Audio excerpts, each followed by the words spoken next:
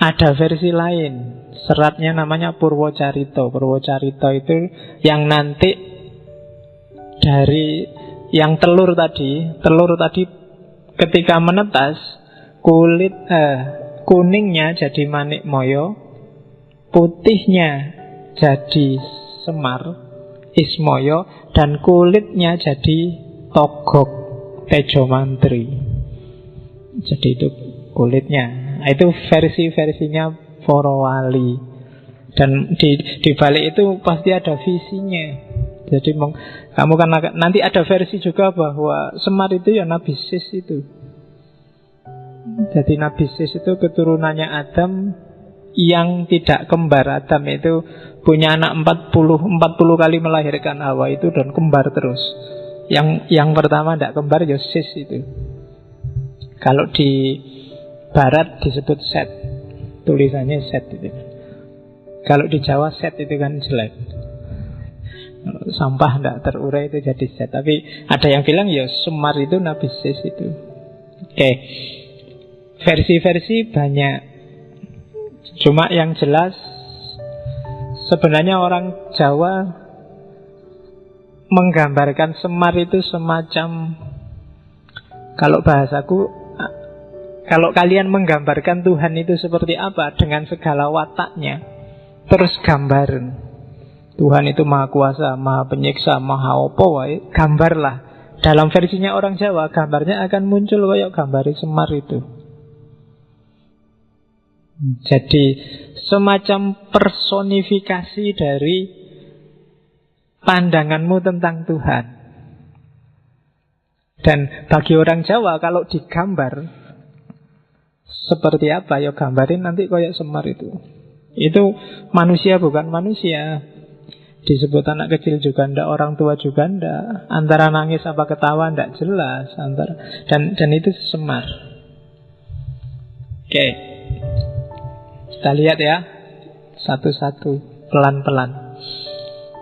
Saya bilang tadi ada Jawa kuno, ada Hindu, ada Islam. Tiga-tiganya pakai Semar. Nanti kalau kalian yang suka Syekh Siti Jenar, di beberapa suluk disebut di antara yang ditemui oleh Syekh Siti Jenar ketika bedah tanah Jawa itu Semar ini. Ya sebutannya Danghyang. Nek bahasanya orang awam Danyang.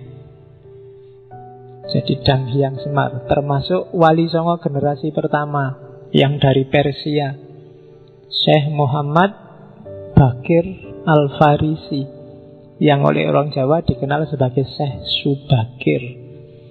Wali generasi pertama yang harus berjuang mati-matian bedah tanah Jawa untuk menyebarkan Islam. Dia juga harus pamit sama danyangnya yang namanya Semar. Oke, jadi danyang itu Danghyang, di situ tak sebut ya. Kalau dang itu semacam kata sandang. Kalau sekarang ada si, ada sang, itu Danghyang. Cuma kata sandang untuk memuliakan dewa atau leluhur. Itu dang, sama kayak sang, sama kayak ra. Makanya kalian sering dengar istilah sang hyang. Ya kan, hyangnya sendiri, hyang itu sesuatu yang disucikan, disakralkan. Jadi sang hyang itu kayak sang suci. Dang hyang juga sama, kayak sang suci. Jadi hyang itu spiritual. Makanya ada kahyangan. Kahyangan itu surga, tempat yang suci, tempatnya orang-orang suci, itu kahyangan. Di Bandung ada Parahyangan. Di Jawa Tengah ada Dihyang. Dihyang itu tempat bersamayamnya dewa-dewa. Terus di lidahmu terus jadi Dieng. Ketika kamu menyembah, mengabdi pada yang suci, istilahnya sembah yang. Dulu sembahyang itu disanggar, terus sama lidahnya orang Jawa jadi dilanggar.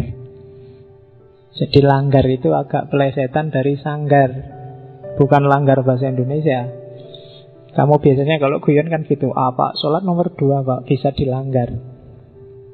Langgar itu bukan dilanggar terus kamu tidak sholat, tapi langgar itu dari asal kata sanggar. Karena dulu orang memuja dewanya ada di Sanggar. Dan itu tokohnya adalah Dang Hyang Semar. Nanti di akhir sesi, semoga tidak kesusu-susu, saya ingin menjelaskan sedikit tentang filsafat ketuhanannya Dang Hyang Semar. Karena filsafat ketuhanannya Semar inilah yang memungkinkan orang Jawa dimasuki tradisi agama apapun bisa masuk. Jadi gaya Semar inilah gaya yang apapun tradisi, Hindu masuk, ya Hindu, Buddha masuk, Buddha, Tantrisme masuk, masuk Tantra, dan Islam masuk, ya Islam, Kristen masuk juga tidak apa-apa. Dan yang memungkinkan kondisi semacam ini itu sebenarnya filosofi ketuhanan gaya Semar. Bagi yang tertarik Islam Nusantara boleh disambungkan. Islam yang gaya Semar. Tidak ada ya Islam madhab Semar, kamu nanti dimarahi, dianggap aliran sesat lagi. Tambah satu lagi alirannya, Islam madhab Semar. Padahal itu dipakai oleh para wali ideologi, dan beberapa tokoh sufi juga sebenarnya ajarannya mirip-mirip aja sama Dang Hyang Semar. Terus nanti Hindu masuk. Hindu yang masuk ini nanti, ketika Hindu masuk, ada semacam adaptasi. Dikesankan bahwa Semar ini mengejawantah apa, menitis pada tokoh namanya Resi Agastya. Sebenarnya mungkin bukan nitis ya, karena Resi Agastya ini resi yang Siwa, alirannya Siwa yang dari India, yang memang dia dakwah kemana-mana sampai masuk ke Nusantara. Dan orang Jawa menyebut, yang sudah Hindu zaman itu menyebut, ya Resi Agastya itu Semar. Itu yang digambar itu patungnya. Jadi ya memang sosoknya agak mirip, perutnya agak buncit. Orang-orang sufi, orang-orang India yang Brahmana kan kadang-kadang gambarnya memang perutnya buncit. Ada pandangan bahwa kamu jangan minder kalau perutmu buncit. Justru buncit itu menunjukkan kamu sehat. Kamu carilah bayi yang perutnya six pack, tidak ada. Ya kan? Bayi yang sehat itu perutnya agak jendil sedikit, justru itu sehat. Katanya gitu nih, aku ya gak ngerti. Perutku ya gak tahu six pack apa 12 pack, aku gak ngerti. Yang penting jangan keluwen gitu aja ya, urusan perut. Nah, Resi Agastya ini salah seorang resi besar zaman itu yang antara lain dia masuk ke Jawa. Dan bagi orang Hindu zaman itu, dia dianggap, ya ini Semar itu. Nanti ada candinya di Malang. Karena zaman itu ada seorang raja namanya Gajayana, yang nama Gajayana ini nanti dijadiin stadion di Malang, yang bikin kuil khusus untuk Resi Agastya plus patungnya. Nanti kamu cari, saya lupa nama desanya, saya tak ingat kecamatannya, Kecamatan Dau. Di sana ada candi namanya Candi Badut. Candi Ba itu artinya bintang, Dut itu dari diut. Diut itu artinya cahaya. Dan itu dipersembahkan untuk Resi Agastya. Kenapa kok sekarang kalau kamu ulang tahun ngundang badut?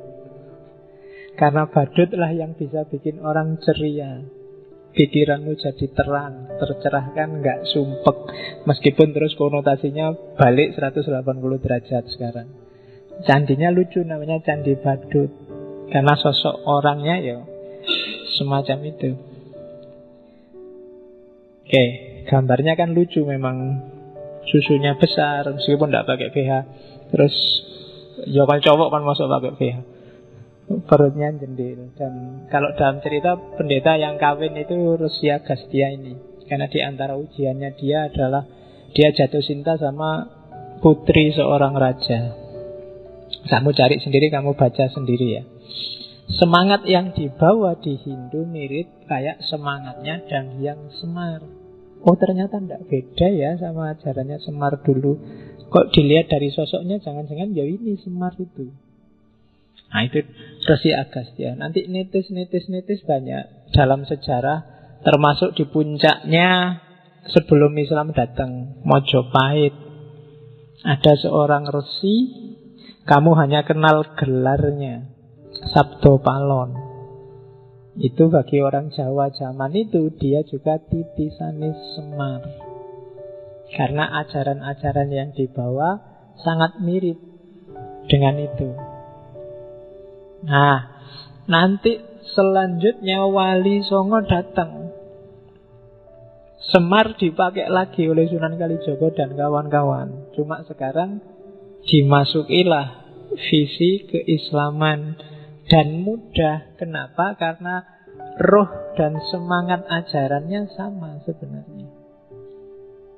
Yang beda mungkin fisik lahiriah penyembahannya, tapi ruhnya sama. Maka dengan mudah Sunan Kalijogo dan kawan-kawan mengadaptasikan Semar dan kawan-kawan masuk ke cerita Mahabharata dan Ramayana, meskipun aslinya nggak ada, tapi dimasukkan di sana.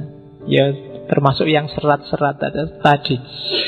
Serat pertama sebenarnya yang cerita tentang Semar itu ada serat namanya Serat Sudomolo. Serat Sudomolo ini cerita yang nanti melahirkan tradisi ruwatan. Yo, kamu cari sendiri isinya. Di situ nanti Semar muncul sebagai yang momong Sadewo. Sadewo itu Pendowo yang paling ragil. Yang dia ini nanti yang satu-satunya yang bisa membebaskan Betari Durga dari kutukannya. Betari Durga itu awalnya istrinya Betara Guru, cuma karena dimarahi oleh Betara Guru karena diajak main tidak mau. Jadi suatu ketika jalan-jalan di atas laut, Betara Guru, ya istrinya sih, namanya Dewi Umo. Dewi Umo ini ya karena cakep, pas jalan-jalan Betara Guru ingin ngajak itu. Kamu ngerti itu ya? Ya, karena pengen ngaji. Cuma Dewi Umo tidak mau, di luar di atas laut, yo malu tuh yo. Nah, terus saking nafsunya sampai air maninya Betara Guru netes ke laut. Dan dari situ nanti lahir namanya Betara Kala. Nah, terus Betari Uma ini yang nolak, dimarahi sama Betara Guru, terus dikutuk jadi raksasa perempuan namanya Betari Durga. Nanti dia kalau di wayang punya keraton namanya Gondomayit. Dan yang bisa membebaskan dia dari kutukannya itu ya Betari Durga ini, si Sadewo ini. Cuma kan nggak gampang untuk bebas dari kutukan. Yang ngawal, yang ngasih nasihat terus menerus ini Semar. Dari situ nanti lahir ruwatan. Biasanya ceritanya ya cerita ini kalau wayang ruwatan. Tidak boleh sembarangan, ada tradisi sakralnya. Sebenarnya banyak makna-makna simbolik. Ya kapan-kapan kalau ada sesi lowong kita belajar filsafat wayang. Karena filosofinya lumayan. Cuma kapan-kapan saja. Hari ini kita kenal Semarnya dulu. Kita kenal, saya bilang kita masuk ke pinggir-pinggir, nyari bungkus-bungkusnya dulu. Ada apa yang kita bisa ambil dari Semar. Dimulai biar banyak hikmahnya. Dongengnya kapan-kapan atau kalian baca sendiri ceritanya. Gue tak cerita gitu. Karena ceritanya kalau wayang itu kan satu cerita itu bisa dinarasikan. Padahal ceritanya pendek. Kalau kamu tulis paling bisa 2-3 halaman kuarto. Tapi begitu nyampe di mulutnya seorang dalang, dia bisa jadi semalam. Jadi itu sekedar cerita bagaimana Gatot Kaca gugur itu tak jelasin 5 menit selesai. Tapi kalau dalang, tewasnya Gatot Kaca itu bisa jadi 1 malam. Ganti adegan. Dan itu tidak sembarangan. Jadi dalang termasuk kesenian yang tidak bisa dipelajari. Butuh bakat dan tirakat. Tidak semata-mata kamu hafal dialognya kayak sinetron atau kayak film. Hafal dialog aja nggak cukup. Ngerti cerita aja nggak cukup. Itu kalau bahasanya Syed Hussein Nasr itu semacam seni sakral yang tidak sembarangan orang bisa. Kita lanjutkan. Kita selusuri dikit-dikit ada filosofi apa yang mungkin berguna untuk hidup kita dari si Semar ini. Saya bilang tadi, Semar adalah narasi, adalah deskripsi orang Jawa tentang seperti apa sih ketuhanan dan kebertuhanan itu. Kita awali dari namanya, Semar. Ya, sebenarnya kata-katanya jelas dari kata-kata samar. Nama aslinya kan Ismoyo, karena memang dia maya. Bandingkan dengan Betara Guru. Betara Guru itu jadi kebalikannya Semar. Kalau Semar dia tidak jelas, tapi orang yang masuk ke situ dia akan dapat banyak mutiara terpendam yang luar biasa. Di balik Semar ada banyak hikmah. Kebalikannya Betara Guru. Kalau Betara Guru saudaranya itu kan gelarnya Manik Moyo. Manik Moyo, manik itu mutiara. Cuma dia manik yang moyo. Dari luar kelihatan mutiara, tapi kalau diselami sebenarnya nggak ada apa-apanya. Dia hanya formalitas. Maka kalau sedang gegeran, Betara Guru akan kalah kalau Semar sudah marah. Jadi karena memang levelnya beda. Semar ini misterius. Kalau Betara Guru itu jelas, tegas. ABC-nya kelihatan, mana halal, mana haram jelas. Tapi kalau Semar ini misterius. Misterius itu kan lebih menarik daripada yang jelas dan tegas. Oke, kamu juga gitu. Jangan jadi orang yang gampang ditebak. Rodok misterius sedikit gitu. Kalau orang gampang ditebak itu cepat selesai. Pacarmu juga cepat bosen. Jangan mau gampang ditebak. Kalau hati-hati lo, pacarmu selingkuh. Alah, tenang aja, nggak mungkin selingkuh. Aku sudah ngerti. A sampai Z dia itu tidak enak. Orang dikejar-kejar itu karena misterius. Begitu kamu selesai dan nggak misterius, nggak ada orang ngejar-ngejar kamu. Sudah jelas. Oke, Semar, maya. Jadi Ismoyo. Orang selalu nebaknya salah kalau berhadapan dengan Semar. Dianggap A ternyata B, dianggap ketawa ternyata nangis, dianggap berdiri ternyata duduk, dianggap seneng ternyata susah, jadi maya. Oke, itu dari sisi sosok dia. Tapi dari sisi fungsinya dia sering disebut Bodronoyo. Bodronoyo, Ki Lurah Bodronoyo. Saya lupa, di Facebook kelihatannya banyak yang pakai nama Bodronoyo. Meskipun ngerti karepe apa ndak aku ya ora paham. Jadi Bodronoyo itu dari kata-kata bodro, bebodro. Bebodro itu membangun dari bawah, dari pondasi. Kalau noyo kebalikannya, utusan dari atas. Jadi Semar adalah sosok yang dari atas ke bawah sekaligus dari bawah ke atas. Dia membangun dunia, tapi hakikatnya dia bukan orang bawah, tapi orang atas. Jadi dia ini utusan sekaligus orang biasa. Dia ini berusaha sendiri sekaligus dibantu dari atas. Makanya Semar Bodronoyo. Dan tidak mudah jadi semacam ini. Orang biasanya salah satu. Kalau kiai-kiai, para ulama, para wali itu biasanya noyo, nayoko. Dia dapat ilham, dapat wangsit dari atas terus jadi. Atau kayak kita yang awam itu biasanya bodro. Kita dari bawah, belajar sendiri, nyari hikmah sendiri, sinau sendiri. Tapi kalau Semar dua-duanya. Dalam banyak cerita bahkan Semar nantang kahyangan. Itu kan nantang yang atas. Namanya akan disebut Semar Gugat. Jadi Semar Gugat itu Semar tidak terima kalau ada skenario dari para pimpinan dalam tanda petik termasuk Betara Guru yang di kahyangan yang tidak adil. Kalau dia sudah merasa semacam itu, biasanya terus dia melakukan gugat. Kalau Semar sudah gugat, nggak ada yang berani ngelawan.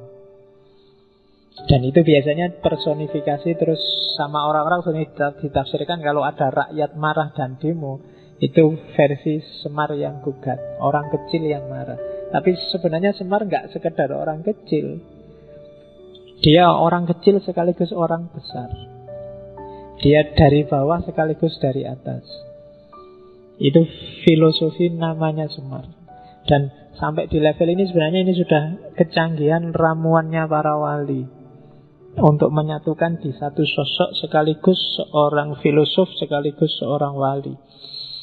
Itu agak berat, Bodronoyo. Kalau dalam tradisi Persia kan ada beberapa filosof yang sekaligus wali. Filosof ketika berhadapan dengan manusia, di hadapan Allah dia seorang wali. Ya mungkin kenal model-model Ibnu Arabi, Jalaluddin Rumi dan kawan-kawan. Itu bisa digelari Bodronoyo. Dari bawah ke atas sekaligus dari atas ke bawah. Dan itu seperti apa hakikatnya pasti misterius, susah ditebak, makanya digelari Semar. Di luar dua nama ini dia punya puluhan nama sesuai cerita masing-masing. Setiap cerita kadang-kadang ada namanya sendiri. Tapi yang utama ini Semar dan Bodronoyo. Oke, itu dari segi nama. Sekarang dari segi fisik. Harus pakai kacamata sekarang. Jadi coba cek gambar itu. Kalau narasinya Semar itu bukan laki-laki, bukan perempuan. Meskipun selama ini kesanmu selalu laki-laki ya, karena dunia ini agak patriarkal, seolah-olah Semar itu cowok. Sebenarnya dia tidak laki-laki, tidak perempuan. Terus tangan kanannya ke atas, tangan kirinya ke belakang. Jadi kalau jalan mungkin ada yang sering nonton wayang wong apa dulu Ria Jenaka, selalu tangan ini ke atas terus satu tangan ke bawah. Kamu bisa bandingkan dengan tarian Whirling Derwishnya Rumi. Itu kan juga satu tangan ngadep ke atas, satu tangan turun ke bawah. Itu simbolisme bahwa kita tunggu anugerah dari atas, tapi kalau sudah dapat, pada saatnya harus kamu bagi ke bawah. Jangan egois. Ilmumu, pengetahuanmu, kemampuanmu, bakatmu, kapasitasmu, itu semua kan pemberian dari atas. Cuma jangan berhenti kamu nadong ke atas. Pada saatnya kamu harus ngasih ke bawah. Dan itu simbolisme Semar versi Porowali. Terus yang ketiga, dia anak-anak sekaligus tua. Wajahnya sangat tua, tapi dia punya kuncung sehingga kesannya kayak anak-anak. Kalau kalian kan wajahnya tua, tapi aslinya kan ya. Nah kalau Semar itu anak-anak sekaligus orang tua. Jadi manusia yang utuh, insan kamil itu ya harus lengkap. Dia punya sisi anak-anak yang jernih, tapi juga punya sisi orang tua yang matang. Anak-anak itu kan jernih, pikirannya belum ada apa-apanya, belum terkontaminasi macam-macam. Sementara orang tua itu menang di matang. Jadi wajahnya sangat tua tapi punya kuncung, berarti dia matang sekaligus jernih. Dan itu berat. Tapi gambarnya ya jadinya lucu kayak gitu. Orang tua tapi punya kuncung. Oke. Terus biasanya Semar ini kalau diwayang, apalagi diwayang orang, gambarannya dia matanya rembes. Apa ya rembes itu? Bahasa Indonesianya apa matanya rembes itu? Jadi berkaca-kaca ya, berbesmili itu kan. Ini kalau rembes itu terus-terusan. Jadi berkaca-kaca terus ngerem. Apa ya bahasa Indonesia nggak lengkap ya. Matanya ya rembes, orang Jawa yang ngerti. Jadi selalu berair. Jadi terus berair itu. Ya. Cuma mulutnya selalu ketawa. Jadi matanya rembes, selalu berair, tapi selalu senyum, selalu ketawa. Itu gabungan antara keprihatinan dan antara duka dan suka. Itu hidup. Jadi analoginya para wali untuk menggambar manusia yang utuh itu ya bisa senang, bisa sedih. Terus, ya, dalam dialog dia sering ketawa karena lucu. Cuma di akhir ketawa nadanya mesti nangis. Itu Semar. Jadi paradok. Terus yang terakhir, Dia ini sebenarnya berdiri sama duduk tidak jelas. Disebut duduk iya, disebut berdiri juga ya. Itu berdiri apa duduk yang tidak jelas. Jadi kalau di Purwocarito tadi, kenapa kok bawahnya besar sekali? Di seratnya Ronggo Warsito ada cerita bahwa 3 saudara ini, Togog, Betoro Guru sama Semar, satu ketika rebutan siapa yang berhak ganti Sang Hyang Tunggal. Akhirnya lomba siapa yang paling cepat makan gunung. Jadi lomba mangan gunung. Yang pertama nyoba makan itu Togog. Togog itu nekat gunung diambil ditelan.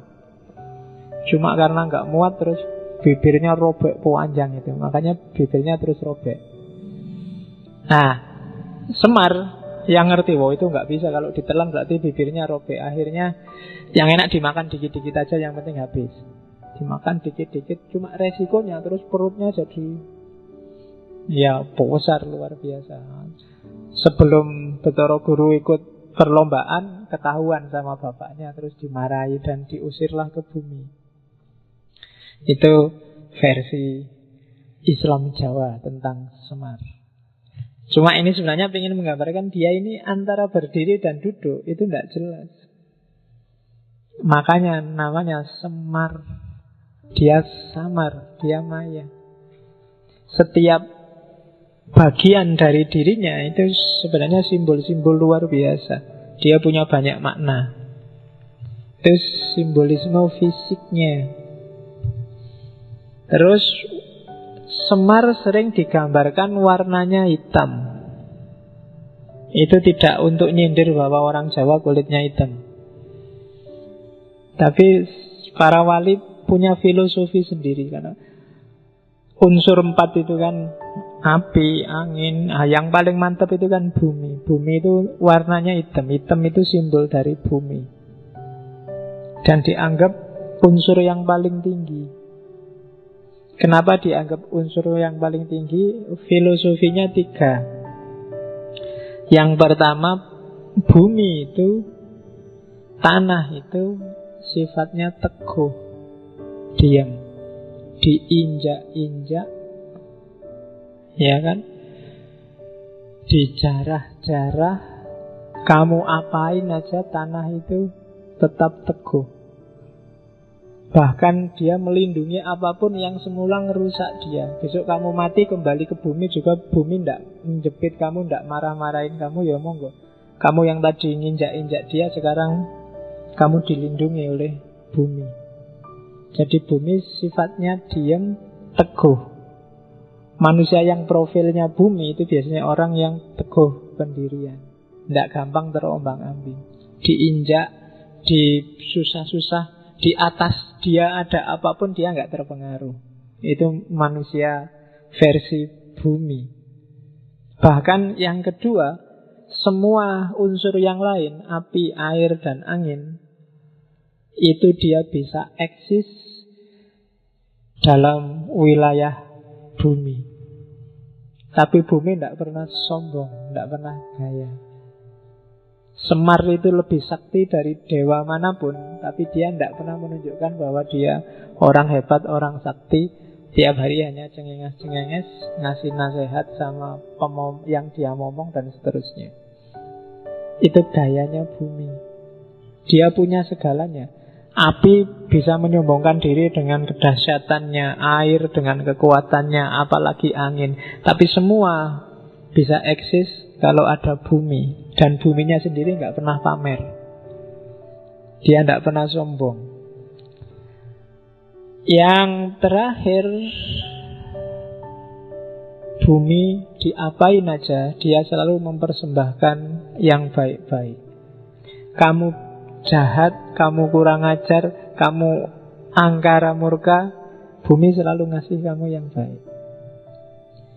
Ngasih tumbuhan, ngasih makanan, ngasih kehidupan, itu bumi. Maka Semar dikasih warna hitam, simbol dari keteguhan, simbol dari kemanfaatan, simbol dari ketidaksombongan. Apa air, api, dan angin tidak penting, penting. Tapi semua berada di bawah levelnya bumi dan tanah. Oke, itu filosofi warna hitam. Makanya Semar digambar pakai warna hitam. Jadi kalian yang kulitnya hitam tidak usah minder. Nah, filosofinya tinggi kalau ditanya kamu. Jadi kalau kulitmu kok hitam, loh jangan salah, hitam itu unsur yang paling tinggi karena dia melambangkan bumi. Nah, lumayan tuh kamu dapat dalil untuk pede pas kulitmu hitam. Oke, jadi itu filosofinya warnanya dia. Jadi dari warnanya kita bisa ngambil hikmah. Jadilah bumi yang tidak gampang terpengaruh, dijajah orang seperti apapun, diangkara murkai orang kayak apapun, kamu nggak terpengaruh, bahkan selalu ngasih yang baik-baik. Setinggi apapun kemampuanmu, sedahsyat apapun kekuatanmu, kamu nggak pernah menonjolkan diri. Jadi kamu dahsyat tapi tidak sombong. Kamu teguh, tidak mudah terpengaruh, dan kamu selalu memberi yang baik dan yang terbaik untuk yang lain. Itu versinya bumi. Dan bisa kamu ambil pelajaran dari sosoknya Semar. Oke, terus kelanjutannya. Semar itu kuncungnya 8. Kuncung itu ada yang di rambutnya itu. Bukan yang di belakang loh, ya di depan. Kuncung itu di depan. Nah, kuncung nih, sekarang jarang orang cukur model kuncung ya. Kalau zaman saya kecil, cukurnya mesti kuncung. Jadi sini tuwipis, terus sini tinggal kayak Ronaldo zaman Piala Dunia ya, kayak jambul. Cuma itu kalau Semar itu 8, kayak biasa kayak siji itu. Kalau Semar 8, jadi bisa dibayangkan. Cuma 8 ini simbol dari kekuatannya dia. Sebenarnya ini ajaran sangat sufistik dari Semar itu. Gara-gara kuncungnya itulah dia punya kekuatan. Tidak pernah lapar, tidak pernah ngantuk, tidak jatuh cinta, bisa ngabot. Ya, tidak sedih, tidak capek, tidak sakit, tidak kepanasan, tidak kedinginan. Ini sebenarnya mau bilang bahwa Semar tidak terpengaruh oleh apapun di luar dirinya. Kayak minggu lalu kita belajar Krishna itu kan, yang paling menonjol adalah jangan mudah terpengaruh oleh segala yang di luar dirimu. Lapar, ngantuk, jatuh cinta, sedih, capek, merasa sakit, panas, dingin, itu kan segala yang di luar dirimu. Dan 8 kesaktian ini sifatnya tidak agresif, tidak ofensif. Jadi kalau kamu punya sekali pukul bisa mati, itu kan kekuatan ofensif, menyakiti orang. Tapi kalau kamu punya 8 ini, selesai. Tidak ada yang bisa ngalahin kamu, termasuk para dewa. Wong kamu tidak bisa merasa sakit, tidak bisa capek, tidak bisa merasa panas, nggak sumpek, tidak jatuh cinta. Itu selesai sudah. Orang saktinya kayak apa tidak akan bisa menaklukkanmu. Kamu bisa dibanting-banting, kamu tidak merasa sakit kok. Kamu digoda, dirayu, kamu tidak bisa jatuh cinta kok. Ya kan? Kamu disusah-susah, kamu tidak bisa capek, tidak bisa panas. Jadi selesai. Dengan 8 daya ini kamu nggak butuh kesaktian apa-apa lagi. Nah, itu kunjungnya Semar. Makanya kalau Semar sudah marah, dia tinggal teriak-teriak masuk di kayangan, nggak ada yang berani tarung sama dia. Ngapain tarung? Nanti yang tarung capek sendiri. Wong dia tidak bisa sakit, tidak bisa capek, tidak bisa panas, tidak bisa dingin. Jadi itu 8 daya kunjung. Kalian juga gitu. Kalau bisa tidak kalah oleh 8 hal ini, kalian akan sakti. Apa tuh ya? Tidak lapar, apa mana tidak lapar? Iya. Tidak ngantuk, siapa lagi? Kamu duduk sebentar ya sudah liar-liar. Ndak jatuh cinta sang soyo. Baru diputus saja kalau ada yang anu ya ayo. Bahkan sudah punya pun ya kalau ada yang lebih anu ya ayo kan. Jadi ndak mungkin. Ndak sedih, kamu ndak mungkin kan ndak bisa sedih. Tapi kalau bisa jadi nggak sedih bagus. Ndak merasa capek. Ini susah wis. Ndak menderita sakit. Ndak kepanasan, ndak kedinginan. Kalau kamu bisa mengatasi ini, kamu sakti. Koyo Semar, ndak ada yang bisa mengalahkan kamu. Yo ambil simboliknya.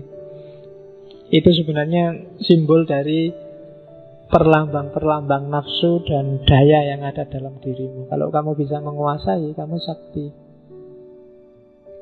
Tidak lapar, ya manusia mesti lapar. Tapi lapar jangan sampai menaklukkanmu. Jangan sampai bikin kamu lupa prinsip. Jangan sampai bikin kamu menghalalkan segala cara. Itu berarti kamu sudah menaklukkan lapar. Ngantuk juga begitu. Jatuh cinta juga begitu. Jangan sampai jatuh cinta bikin kamu takluk. Jangan sampai rasa suka pada yang lain bikin kamu mengorbankan banyak prinsip hidup yang bagus yang lain. Boleh jatuh cinta tapi kuasai dan taklukkan jatuh cinta di bawah kontrolmu. Taklukkan itu semua, maka kamu jadi sakti. Bukan berarti nggak bisa lapar, nggak mungkin. Bisa lapar, tapi kamu tidak akan kalah hanya oleh lapar. Itu simbol 8 daya yang ada di kunjungnya Semar. Kelihatannya simple kalau diomongkan. Cuma nek dipraktekke ndak gampang, tapi harus latihan. Ya kan? Jalan banyak, kamu sejak manusia langit kan dikasih banyak sekali alternatif untuk jadi manusia yang utama. Ya pilihlah salah satu yang kamu merasa cocok. Oke, jadi hari-hari ini kita levelnya belum orang yang melakukan suluk ya, tapi kita baru orang yang milih jalan. Nanti kamu pilih yang mana ya monggo. Jangan GR kamu merasa, wah saya sekarang sedang suluk. Suluk apa, kamu jalannya aja belum paham. Suluk itu kan orang yang menempuh perjalanan. Untuk bisa menempuh perjalanan kamu harus paham jalannya. Begitu salah jalan, kamu akan dianggap sesat. Nanti diserbu FPI dan kawan-kawan. Oke, jadi itu 8 daya kunjung. Nah, sekarang posisinya Semar.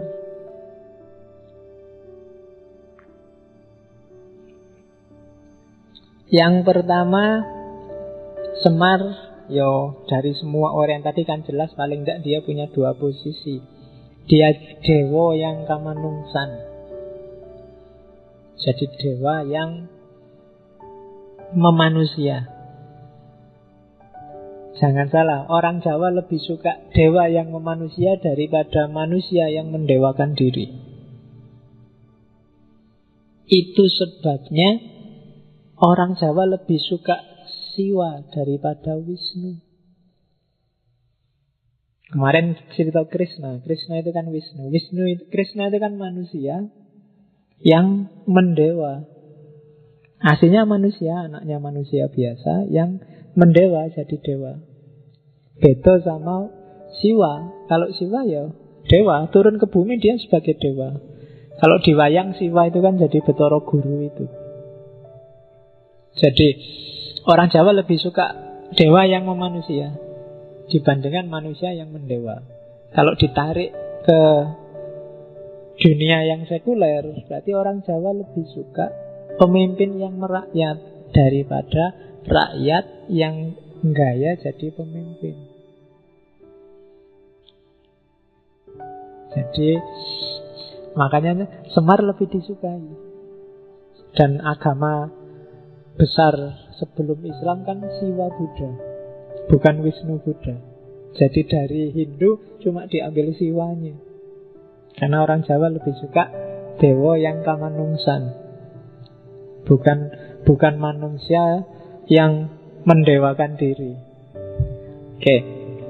Jadi lebih bagus kamu merasa jadi manusia biasa dengan kualitas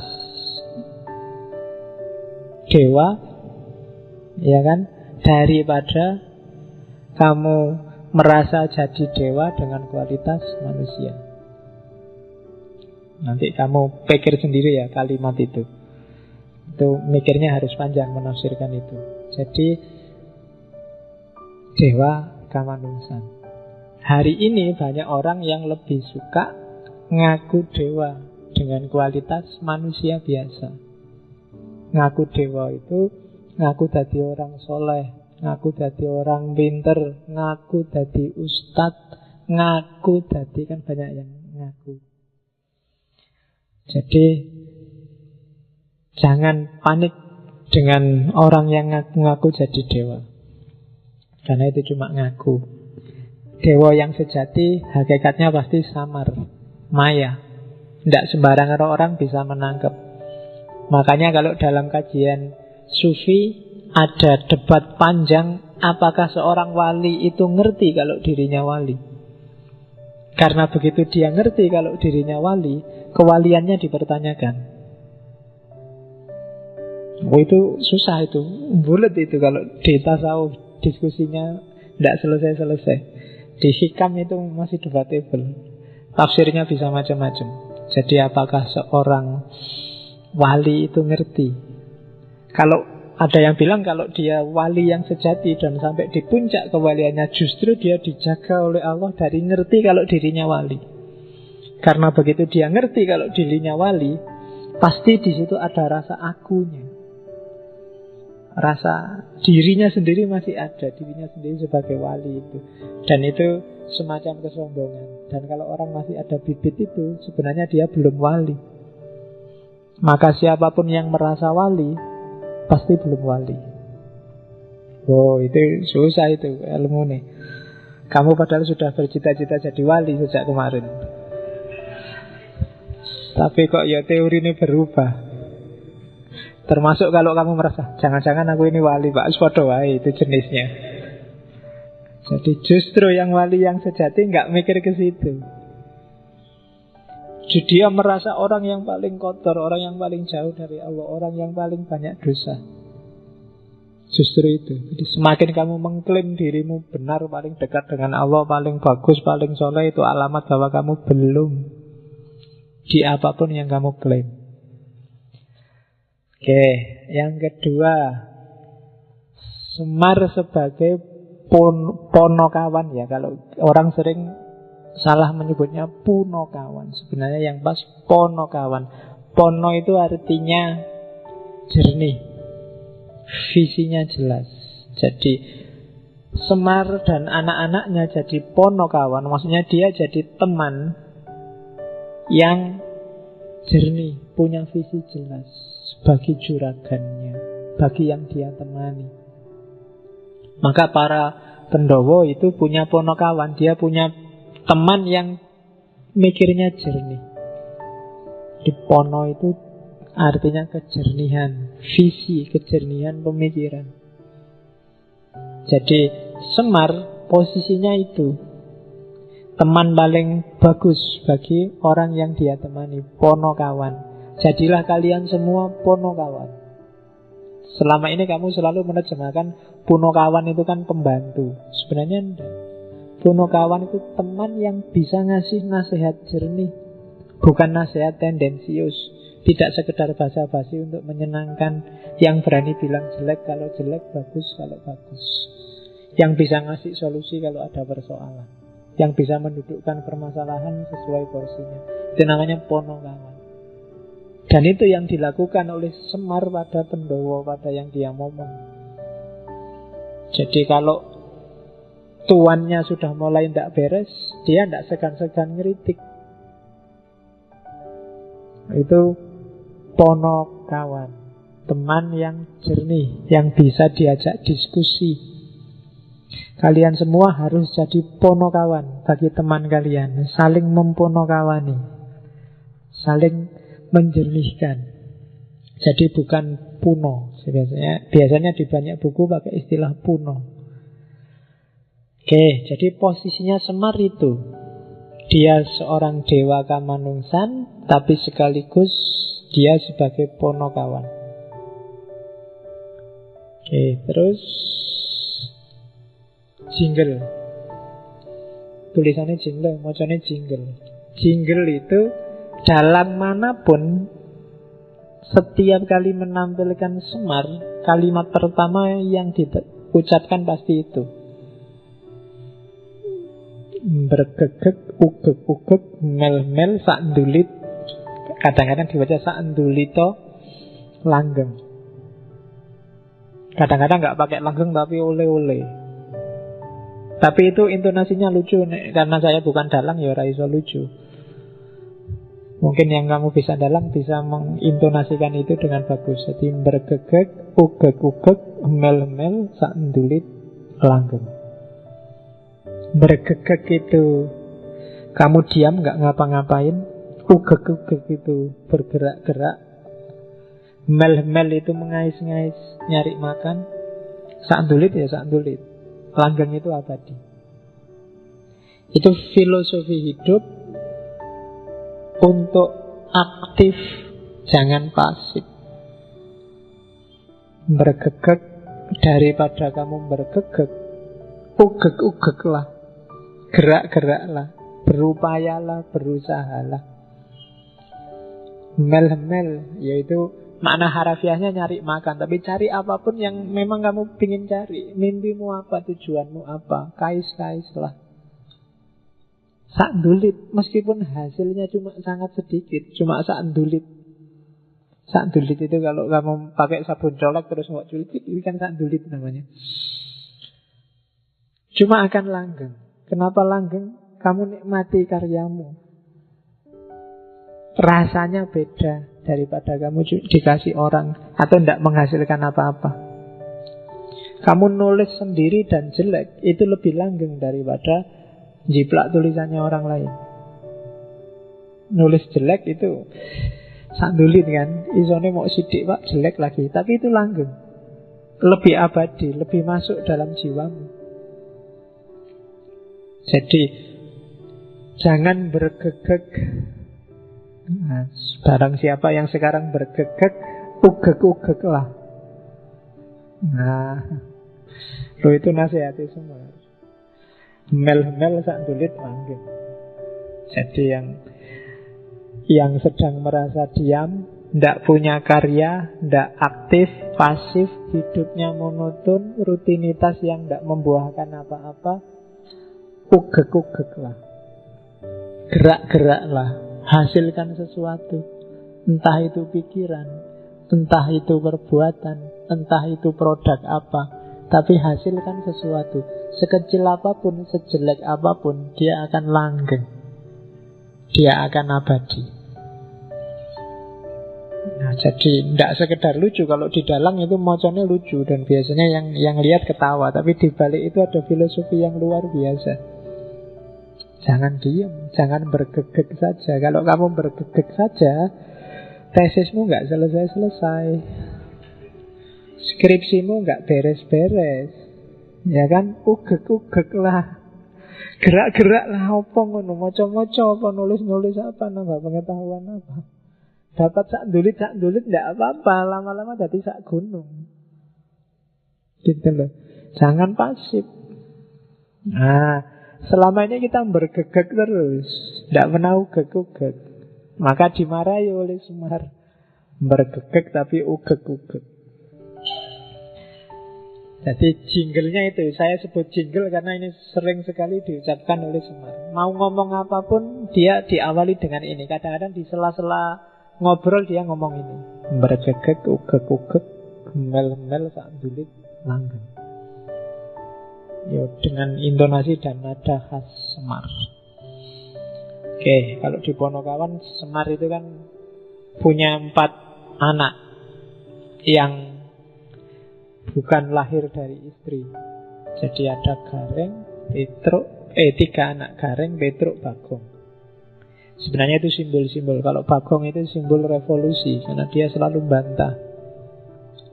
Kalau Gareng itu simbol kritisisme, dia selalu mempertanyakan.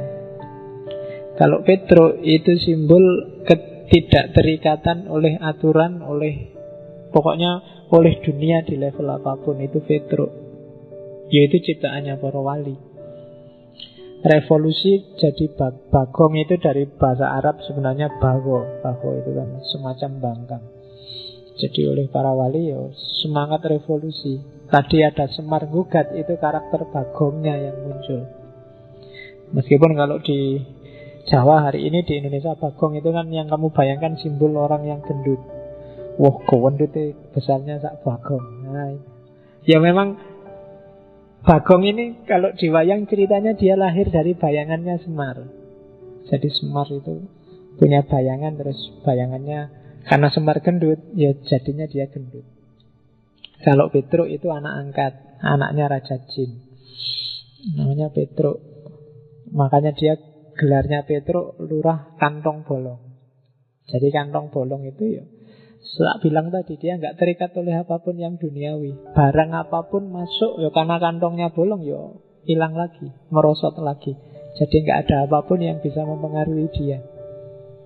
Jadi sekali-sekali kalau ada apa-apa kalian pakailah aji-aji kantong bolong.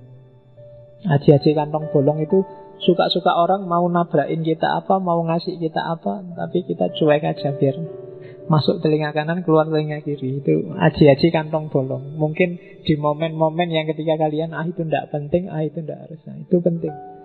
Hari ini kan banyak hoak, kamu ribut opo-opo, ada isu, ada gosip yang tidak jelas. Itu kadang-kadang pakailah jurusnya Petruk, kantong bolong. Jadi kalau besok kalau ada orang ngomong hoak, ya kamu bikin aja komentar kantong bolong. Biar aja masuk tapi nanti akan keluar lagi. Jadi nggak harus dipikir serius. Nah, itu Punokawannya Pandhawa. Gareng, Petruk, Semar, Bagong. Terus kita masuk ke ajaran sekarang. Yang tadi di awal kan gambaran fisiknya, filosofi yang kita ambil dari fisik. Jadi fisiknya saja punya makna filosofis yang luar biasa. Itu makanya kita tidak bilang sebenarnya sosok Semar itu ideal orang Jawa tentang ketuhanan dan kebertuhanan. Nah, sekarang kita lihat ajaran-ajaran dan yang Semar yang tadi berpengaruh di orang Jawa, baik melalui Hindu maupun melalui Islam. Banyak istilah yang kita dengar, khususnya di dunia Jawa, apalagi kita hidup di Jogja. Inti ajarannya ini dijadikan slogan di mana-mana adalah ojo dumeh, eling sama waspada. Jadi hidup kita harus punya pondasi 3 hal ini.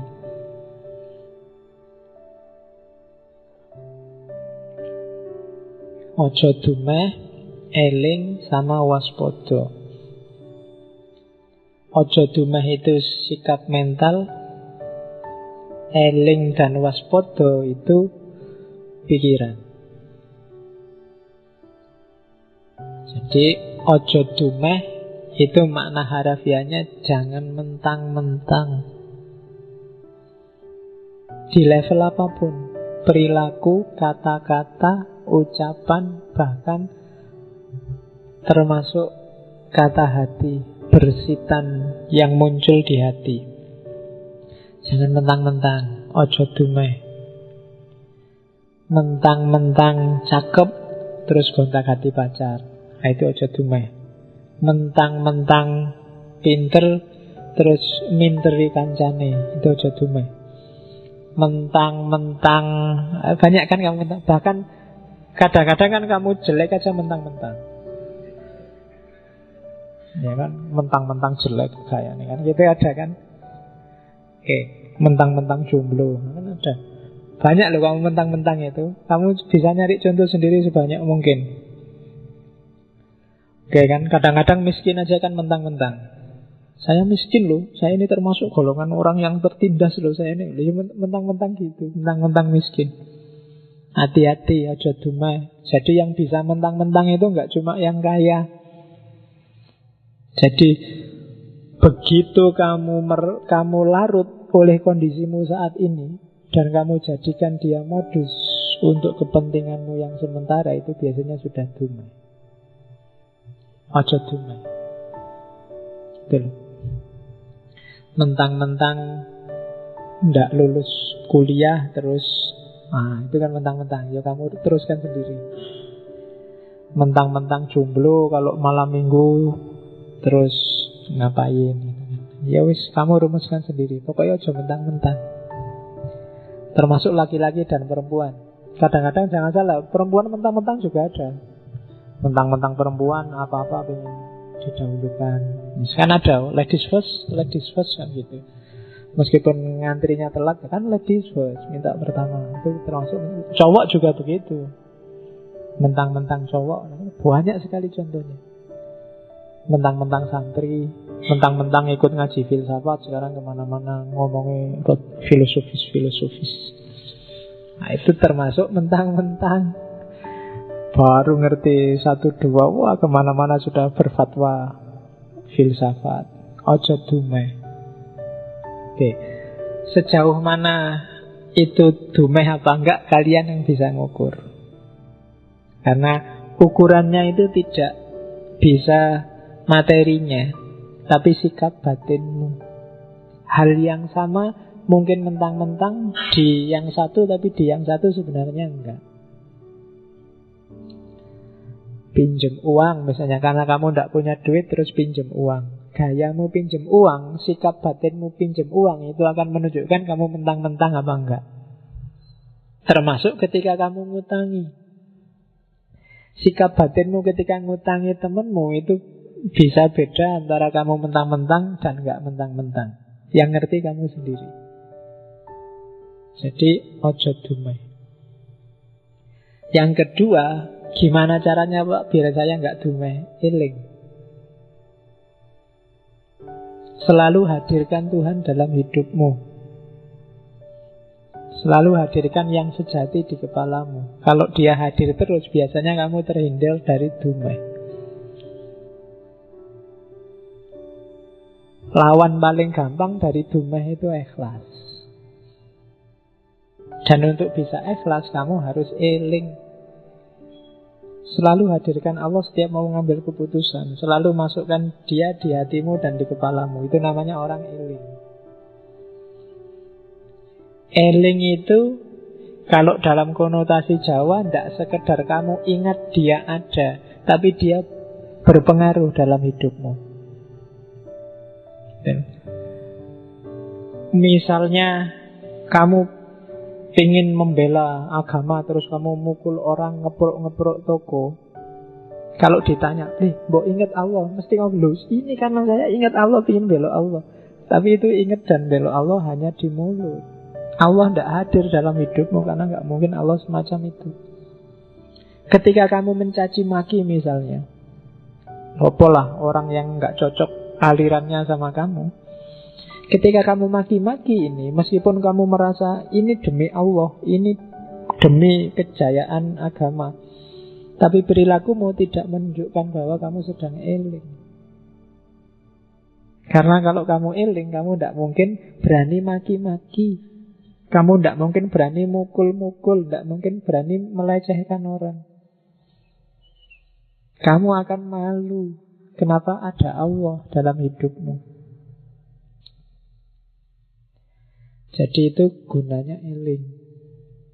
Ojo dumeh, eling. Terus yang ketiga, waspodo. Waspodo itu hati-hati, tidak sembrono. Kenapa harus waspodo? Jangan-jangan yang kamu tadi eling, yang kamu lakukan tidak cocok, bikin malu kalau ketahuan sama yang kamu eling tadi. Maka hati-hati. Jadi sekali-sekali tidak sholat nggak apa-apalah, nggak ada yang cerewet ini. Tapi nggak enak ya. Katanya, kan itu eling dan waspodo. Jangan-jangan hanya gara-gara salah kecil ini terus Allah tidak berkenan. Terus Tuhan tersinggung, marah sama aku, susah nanti. Itu waspodo namanya. Jadi eling dan waspodo itu biasanya satu paket. Orang yang tidak waspodo biasanya gampang kehilangan elingnya. Orang yang selalu eling itu biasanya cenderung untuk waspodo. Jadi ojo dumeh, eling dan waspodo. Itu yang jadi basis ajaran. Kalau di filsafat Jawa biasanya dikonotasikan sama Semar. Oke, terus sikap mentalnya apa yang utama? Itu ada 3. Tadah, peradah, dan yang ketiga ora wegah. Tadah itu sikap mental yang dikasih apa aja, ayo ndak apa-apa, ndak komplain, ndak mengeluh, selalu bersyukur. Itu namanya tadah. Jadi kalau di agama mungkin semacam qanaah. Itu tadah. Dikasih apa aja ya. Dapat sedikit alhamdulillah, dapat banyak alhamdulillah. Alhamdulillah Pak, saya malam ini ngaji tidak ngerti apa-apa belas. Itu alhamdulillah, tidak apa-apa. Itu namanya tadah. Berarti Allah belum mengizinkan saya ngerti sesuatu. Mungkin memang belum waktunya. Alhamdulillah, itu tadah. Alhamdulillah Pak, saya sudah lulus 3 tahun yang lalu. Cuma pacar belum dapat-dapat. Tidak apa-apa, tadah. Mungkin Allah belum mengizinkan aku dapat pacar. Mungkin dengan jomblo aku bisa lebih dekat sama Allah. Wow. Ya apa-apa lo kan bisa digiring ke sana. Itu tadah. Terima kasih ya Allah, kamu tidak ngasih aku kesempatan untuk banyak dosa dengan jomblo misalnya. Lo itu tadah namanya. Jadi tidak ada yang tidak bisa disyukuri. Bagi orang yang punya sikap mental tadah. Dapat E, alhamdulillah dapat E, berarti aku harus belajar lagi. Memang aslinya aku belum ngerti apa-apa sih, kalau dikasih A malah keliru. Harusnya memang E biar tak sampai aku ngerti terus dapat A. Itu namanya tadah. Kamu bisa nyari momen apapun yang paling sedih, paling tidak enak, tapi kalau sikap mentalmu tadah, tidak ada yang bikin kamu sedih. Kamu akan selalu bersyukur. Alhamdulillah dikasih sakit, berarti oleh Allah disuruh istirahat. Allah berarti masih sayang, ada kesempatan ngurangi dosa. Ada banyak. Tergantung sikap mental. Tapi kalau sikap mentalmu penuntut dan pengeluh, dapat apa saja kamu akan nuntut dan ngeluh. Kamu lulus kumlot aja kan mengeluh. Buat apa Pak kumlot? Yang penting itu kan besok dapat kerja apa enggak. Apa sih gunanya kumlot? Lu kumlot itu lo mengeluh. Iya kan? Kamu sudah dapat kerja juga ngeluh, Pak kerja kayak gini hasilnya nggak seberapa Pak, paling cukup buat makan lah. Kalau besok mau punya istri, punya anak dikasih apa Pak? Ngeluh. Loh itu sudah dapat kerja, apalagi kalau kamu nggak dapat kerja. Yang salah bukan dapat kerja atau enggak, kumlot apa enggak, tapi sikap mentalmu yang keliru. Maka katanya Semar harus tadah. Tidak ada yang nggak bisa diambil hikmahnya, tidak ada yang nggak bisa disyukuri. Itu sikap mental. Yang kedua peradah. Berhadapan dengan yang atas tadah, dengan horizontal lingkungan sekelilingmu itu peradah. Mentalmu adalah mental memberi. Jangan punya mental minta-minta dan mudah menerima. Kalau di agama tangan di atas lebih baik daripada tangan di bawah. Itu peradah. Memberi nggak harus uang, ngasih nggak harus sesuatu. Minggu lalu kan di Krishna itu bahkan senyum pun sedekah. Peradah. Apa yang kamu punya kasih ke orang lain. Yang tehnya masih ada, sebelahnya sudah kosong gelasnya, boleh teh mas. Nah, kalau temennya nggak malu kan, ya sini tak ambilnya gitu. Tidak apa-apa, itu namanya prada.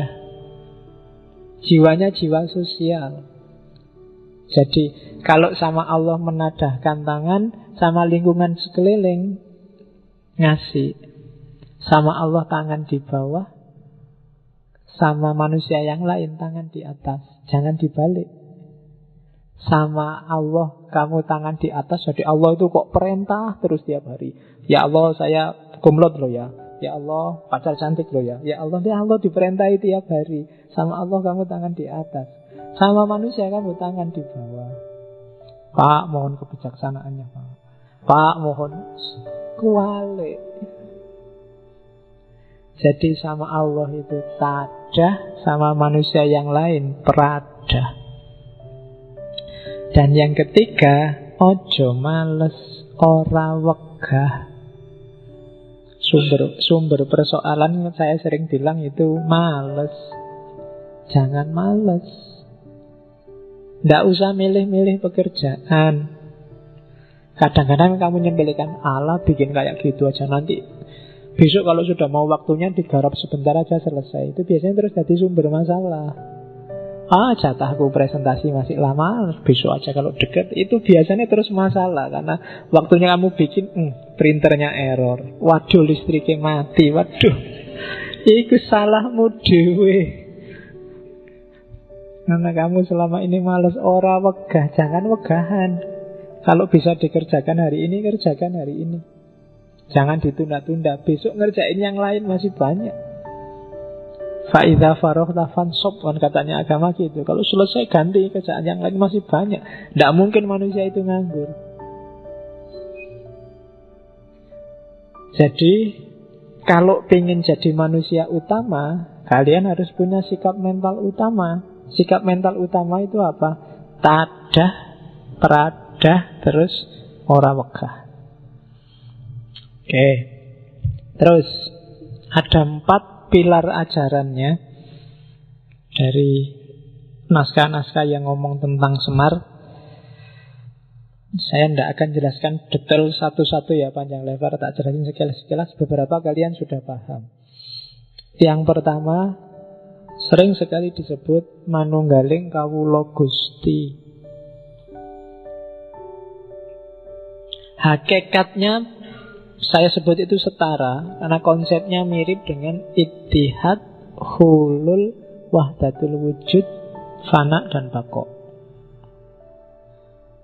Ittihad itu dari bawah ke atas. Jadi ittihad itu usaha seorang hamba untuk menyatukan diri dengan Tuhan.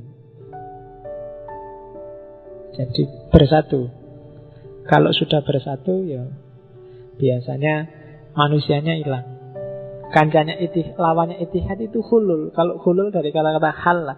Kebalik, kalau hulul Tuhannya yang masuk ke dalam diri manusia. Tuhan merasuki manusia. Kata-kata merasuki ini sering banget disalahpahami, terus dianggap manusianya jadi Tuhan.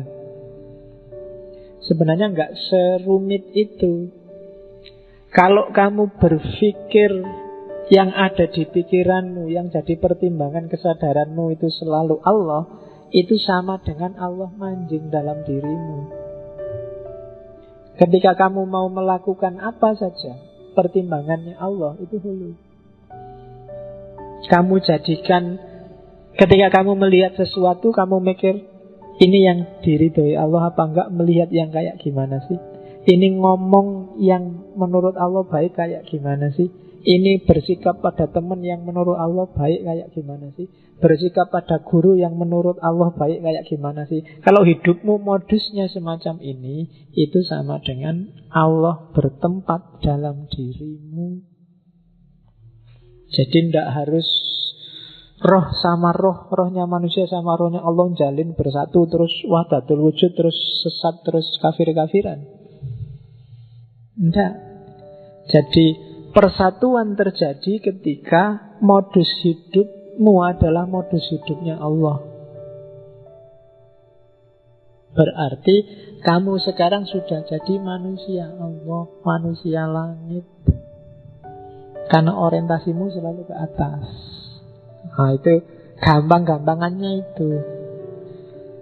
Dan orang yang bisa menghayati kehadiran Allah dalam hidupnya ini, bisa kamu sadari, kamu hayati, itu rasanya nikmat luar biasa. Itu yang bikin para sufi sering tidak mau kembali dari wilayah ini. Kadang-kadang terus ngomyang disebut satohat. Aku jatuh cinta sama Allah, indahnya dekat sama Allah. Karena dia merasakan sendiri Allah hadir dalam hidupnya. Oke, yang semacam itu namanya manunggaling kawula Gusti. Kita ini hamba. Manunggal dengan Tuhan kita berarti apa? Lenyapkan kepentinganmu, yang kamu bunyikan kepentingan majikanmu. Buruh itu kan, kalau mungkin kamu, pokoknya analoginya juragan sama buruh. Yang ada di pikirannya buruh itu kan selalu kepentingannya juragan. Kalau buruh itu masak apa ya enaknya hari ini, itu kan tidak mikir kesenanganku apa, tapi kesenangannya juraganku. Juraganku sukanya aku bersihin kamar jam berapa, juraganku sukanya menoto kasure kayak gimana, juraganku sukanya dan seterusnya. Yang ada di pikirannya hanya kepentingan majikannya. Kondisi semacam ini disebut manunggaling kawula Gusti. Jadi modenya semacam itu. Ya kalau itu kepemimpinan berarti jangan khawatir. Kalau kamu abdikan hidupmu pada Allah, sebaliknya Allah nanti yang memperhatikan hidupmu. Kamu gak usah khawatir nanti saya makan apa, jangan-jangan kakean sholat nanti saya ndak sempat kawin, Pak. Kakean poso nanti saya ndak sempat kerja, Pak. Kalau kamu abdikan hidupmu untuk Allah, jangan khawatir, Allah yang ngopeni hidupmu. Dan level ini jalan sedalam penghayatanmu. Kalau kamu ragu-ragu, misalnya kamu hanya yakin mode ini 10%, ya Allah akan main di hidupmu 10%. Kalau kamu yakin mode ini 20%, ya mainnya Allah dalam hidupmu 20%. Kalau kamu memperhatikan kepentingannya Allah 20%, Allah memperhatikan kepentinganmu 20%. Manunggalnya semacam itu. Kalau kamu bisa 100% lebur, maka kamu jadi manusia langit, manusia Allah. Itu manunggaling kawula Gusti. Oke, itu kalau di kitab-kitab biasanya jelimet. Sebenarnya maknanya simpel. Pakai analogi tadi, juragan sama pembantu. Terus pilar yang kedua. Jadi ajaran yang pertama ngajarin kita bahwa persembahkan hidupmu secara total hanya untuk Allah. Manunggalkan hidupmu dengan Allah. Itu manunggaling kawula Gusti. Inna sholati wa nusuki wa mahyaya wa mamati lillahi rabbil alamin. Persembahkan hidupmu, ibadahmu, hidup matimu hanya untuk Allah. Oke, yang kedua, jadi hiduplah dengan kesadaran manunggaling kawula Gusti. Kesadaran bahwa semua makom hidupmu itu adalah ibadah karena kamu sedang manunggal dengan Tuhan. Bahkan ada cerita Semar itu 100% hidupnya adalah sembahyang. Itu manifestasi dari inna sholati tadi. Jadi sembahyang, sholat itu tidak cuma di masjid kayak gini. Ketika kamu naik motor, ketika kamu belajar, ketika kamu sekolah, ketika kamu di kamar mandi, itu sebenarnya manifestasi persembahkan semua itu hanya untuk Allah. Kalau di fikih, semua aktivitas kita harus ibadah. Berarti dipersembahkan untuk Allah. Berarti modusnya adalah kamu carilah Allah ridho yang kayak gimana. Sehingga di situ terus positioningnya kamu harus cari ilmu biar ngerti mana yang diridhoi Allah, mana yang tidak. Putar-putarannya nanti di situ. Yang kedua, sadarilah sangkan paraning dumadi. Hakikat hidup ini dari mana dan mau kemana. Itu namanya sangkan paraning dumadi. Keberadaan manusia di dunia ini. Dunia ini namanya alam madya. Sebelum kita hidup sekarang ada alam purwa. Hidup yang akan datang namanya alam wusono. Jadi roh kita itu sebenarnya menempuh perjalanan yang sangat panjang. Hari ini kita ada di level perjalanan fase tengah-tengah. Karena sebelumnya ada, sesudah nanti ada. Maka di Jawa dikenal urip iku koyok wong mampir ngombe. Sekedar mampir sebentar terus melanjutkan perjalanan lagi. Jadi kayak kalian pulang kampung di tengah jalan mampir di warung. Nah itulah dunia. Jadi berarti dunia ini bukan asalmu juga bukan tujuanmu. Jangan sampai kamu menjadikan dunia saat ini sebagai tujuan. Karena begitu kamu jadikan tujuan, kamu sedang keluar dari jalur sangkan paraning dumadi. Innalillahi wa inna ilaihi roji'un. Itu kan dari Allah dan untuk Allah. Kita akan kembali ke sana. Jadi modelnya melingkar. Itu yang disebut sangkan paraning dumadi. Kita dari Allah dan akan kembali ke Allah. Jangan sampai kita nyeleweng, kita ngambil jalur yang nanti tidak nyampe ke sana. Jadi perjalanan kita menuju ke sana hanya mampir ngombe, minum sebentar terus melanjutkan perjalanan lagi. Maka jangan terlalu diambil hati dunia ini. Katanya orang-orang kejawen, ya dunia biarkan jalan apa adanya, ambil secukupnya untuk bekalmu. Karena perjalanan masih jauh. Kalau terlalu kamu ambil hati, ya bisa-bisa hatimu tertambat di dunia ini, padahal perjalananmu masih panjang. Ketika hatimu tertambat oleh dunia, kalau bahasanya filsafat Islam, nafasmu tidak bisa mutmainnah. Padahal hanya nafsul mutmainnah yang bisa irji'i ila rabbiki. Jadi itu teori sangkan paraning dumadi. Oke, saya agak cepet-cepet ya nanti biar kena semua. Oke, terus ya nanti yang nggak terlalu paham diulang lagi rekamannya. Nah ini ilmu yang nggak bisa dikejar hanya pakai akal, harus dihayati. Jadi dokumen yang tidak cukup dipahami, tapi harus direnungkan. Paham gampang. Di atas paham kamu harus bisa merenungkan. Setelah kepegang, direnungkan itu berarti dicari relevansimu dengan kehidupanmu sehari-hari. Kalau sudah ketemu hasil renungan, jalankan, implementasikan, lakukan itu. Dari situ kamu akan ketemu kemuliaan, pencerahan. Sama kayak Al-Quran.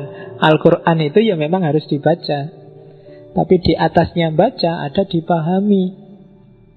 Cuma jangan sekedar dipahami. Kalau kamu pahami, jangan-jangan pemahamanmu berhenti di abad ke-6.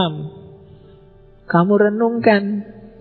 Direnungkan itu cari relevansinya sama hidupmu. Kalau sudah ketemu itu, berarti kamu sudah bisa ngambil petunjuk dari Al-Quran. Implementasikan. Sama kayak sastra-sastra Jawa. Ilmu kayak gini kan kalau di Jawa sering disebut sastra cetha. Atau sastra cetha itu sastra yang tidak ada tulisannya. Kamu membacanya harus lewat realitas kehidupan sehari-hari. Sering disebut sastra Jendra Hayuningrat. Kalau zaman dulu anak-anak muda kayak kalian dianggap tidak mungkin bisa paham sastra Jendra. Paham bisa, tapi menghayati tidak akan bisa. Paham itu berarti ngerti karepe, tapi ngelakoni nggak mungkin bisa. Karena di Jawa ilmu itu kelakoni kanthi laku. Maka tantangannya adalah patahkan mitos bahwa hanya orang-orang tua yang ngerti sastra Jendra. Kalian yang muda sebenarnya ya bisa, asal mau ini yang abot. Godaannya oke. Kamu selalu diiming-imingi oleh besok kerja apa, besok dapat pacar apa enggak, pacarnya jelek apa enggak, terus bisa kaya apa enggak, bisa beli mobil apa enggak, kurang punya rumah apa enggak, dan seterusnya. Itu yang sering bikin kamu terhalang. Jadi hijabnya dunia. Bahkan hari ini kayak ramalannya Nabi, hijabnya bahkan muslim yang lain. Al-Islamu mahjubun bil muslimin. Gara-gara orang Islam kamu tidak paham Islam yang benar itu kayak gimana. Karena kamu selalu kejebak. Loh, jangan-jangan Islam yang itu. Oh, jangan-jangan Islam itu. Islam yang ini kayak selalu gitu. Kamu kejebak stereotype, mainstream, sehingga kamu lupa kesejatiannya Islam. Oke, terus pelajaran ketiga dari sosok Semar adalah kasedan jati. Ini dari akar kata sedo. Sedo itu mati. Makanya ada hadis kafa bil mauti wa idhon. Cukup dengan kematian sebagai nasihat. Jadi kasedan jati biasanya isinya tuntunan hidup mati yang sempurna. Konsep kalau di sufi kasedan jati itu setara dengan fana fillah. Fana fillah itu lenyapkan egomu, ganti dengan Allah. Lenyapkan dirimu, ganti dengan Allah. Lenyapkan keinginanmu, ganti dengan keinginannya Allah. Nah, itu fana fillah. Kalau orang Jawa untuk mencapai fana fillah itu tidak sekedar jangan melakukan perbuatan jelek, perbuatan berdosa, tapi juga jangan melakukan perbuatan yang tidak pantas. Namanya perbuatan orailok, atau perbuatan yang akibatnya negatif. Kadang disebut kualat. Jadi tidak pantas itu tidak ilok. Misalnya kalau sama orang tua ngomongnya harus sopan lo ya. Seperti apapun kondisi orang tua, sesalah apapun mungkin orang tua, tidak ilok kalau ngomong nggak sopan. Nggak ilok itu tidak pantas. Jadi levelnya lebih tinggi daripada baik buruk atau benar salah. Namanya ndak ilok. Ada lagi kualat. Jadi kualat itu kalau di Hindu bisa kamu sandingkan sama hukum karma. Hati-hati. Mungkin ndak haram, mungkin boleh saja sama masyarakat. Tapi kalau menyakiti orang, nyusai orang, jangan-jangan nanti balik lagi kualat. Mungkin benar kamu menyesatkan, mengkafirkan dia. Cuma kalau dia hatinya sakit, dan sakit hatinya itu berdampak negatif, balik pada kamu yang menyakiti. Karena dosanya orang tersakiti kan makbul. Jangan-jangan kamu kualat. Itu semesta kosmologisnya Jawa kenal terminologi orailok sama kualat. Jangan ya meskipun segitu ya jangan segitunya lah. Ngono ya ngono ning ya aja ngono. Islam ya Islam ning ya jangan segitunya. Nah itu kenapa khawatir kualat. Kualat itu jangan-jangan balik ke dirimu sendiri. Yang ngeritik jangan sampai segitunya lah. Jangan-jangan kamu nanti kena masalah yang sama. Itu namanya kualat kalau di Jawa. Dan ini agak susah dicari bahasa Indonesianya kualat itu apa, agak susah. Kualat itu tidak ono. Orailok juga tidak ada. Tidak pantas sebenarnya, itu agak serampangan. Tidak ilok itu tidak selalu pas dengan tidak pantas, tapi tidak ilok. Di luar Jawa saya nggak tahu ada apa enggak. Tidak ilok sama kualat. Kalau kualat mungkin sudah di bahasa Indonesia kan. Tapi sebenarnya konsepnya mungkin agak jejer sama kalau di Hindu ada karma, buah perbuatan. Oke, yang keempat ada pelajaran. Itu nulisnya pelajaran, maksudnya pilar ajaran ya. Mocornya aja disambung. Tadi pelajaran. Itu maksudnya pilar ajaran. Kalau di Indonesia terus jadi pelajaran. Cuma kalau kamu salah moco jadi pel. Terus yang keempat, memayu hayuning bawono. Istilah yang paling sering kamu dengar hari-hari ini dari Sultan Hamengkubuwono. Buwono apa bawono kan gitu, terus kamu gegeran. Oke, di nas-nas Jawa itu memayu hayuning bawono. Jadi memayu hayuning bawono itu memperindah keindahan dunia. Itu kan agak unik terminologinya. Lah sudah indah kok diperindah lagi. Maksudnya apa? Memberi makna hidup.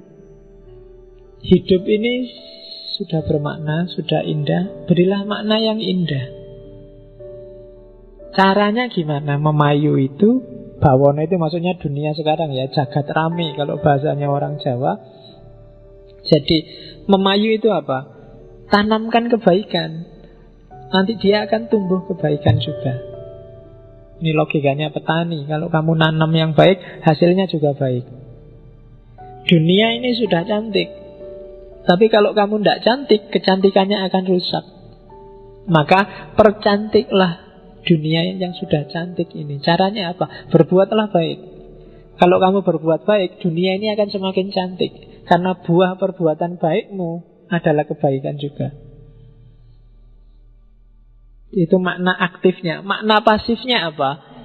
Kekanglah egomu, kekanglah hawa nafsumu, kontrollah dia biar tidak ngerusak dunia. Karena yang ngerusak dunia itu biasanya ya nafsu, hasrat, ambisi.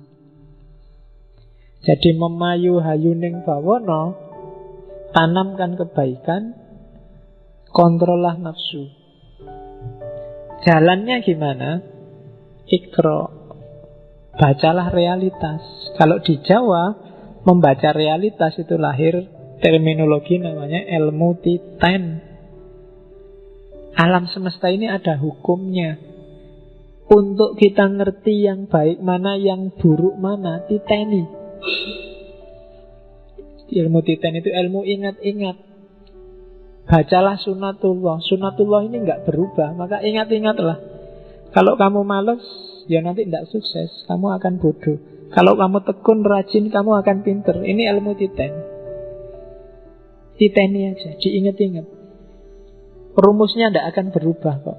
Itu yang kalau di Jawa namanya ilmu titen. Kalau musim kayak gini, nanti hawanya kayak gini, itu di Jawa lengkap. Di Jawa itu ada wuku, ada mongso, ada dino, ada weton, macam-macam. Itu jenis ilmu titen. Bisa merumuskan karakter orang, bahkan dari model wajah, dari bentuk tubuh, dari andeng-andeng, dari, kalau orang Jawa ada, kalau andeng-andengnya di mana biasanya cirinya orang sekian. Kalau perempuan itu model rambutnya kayak gimana, cirinya sekian, model itu ilmu titen. Bahasa luasnya sunnatullah. Jadi caramu untuk berbuat baik dalam rangka memayu hayuning bawono apa? Baca sunatullah. Itu yang disebut ilmu titen, ilmu petung, memperhitungkan dan niteni. Hidup ini ada rumusnya. Jangan ngawur. Oke, ya niteni ini kan nanti kalau di barat melahirkan sains.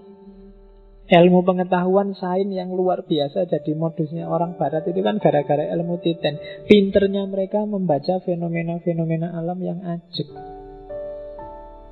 Kalau dia tidak ajek, tidak akan jadi sains.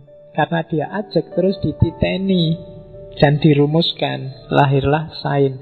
Itu yang disebut memayu hayuning bawono. Oke, pacarmu sudah nelpon. Dimarahi aku nanti. Sarap jam 10 Sudah ditunggu sejak tadi. Oke, terus sedikit 10 menit ya tak jelasin. Ini agak rumit. Detik-detik terakhir harus lebih konsentrasi, agak jelimet. Ketuhanan. Ini ajarannya Dang Hyang Semar. Jadi ini yang saya sebut Jawa kuno, Jawa pra Hindu.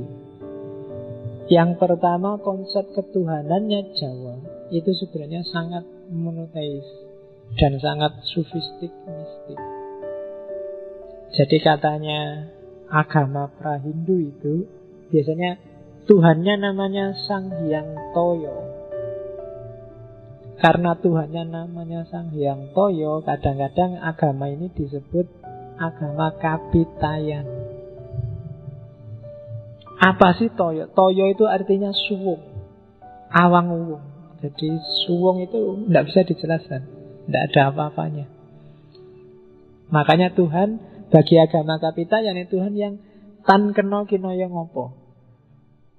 Tidak bisa dijelaskan, tidak bisa dideskripsikan, tidak bisa dibayangkan, tidak bisa dipikir, tidak bisa dibanding-bandingkan. Dia adalah hampa. Jadi suwung itu hampa, awang-awang, tidak jelas, tidak dilahirkan, tidak berawal, tidak berakhir, dan seterusnya. Statusnya maya, samar. Namanya disebut Sang Hyangto. Jadi yang maha hampa. Maka agamanya disebut Kapitayan.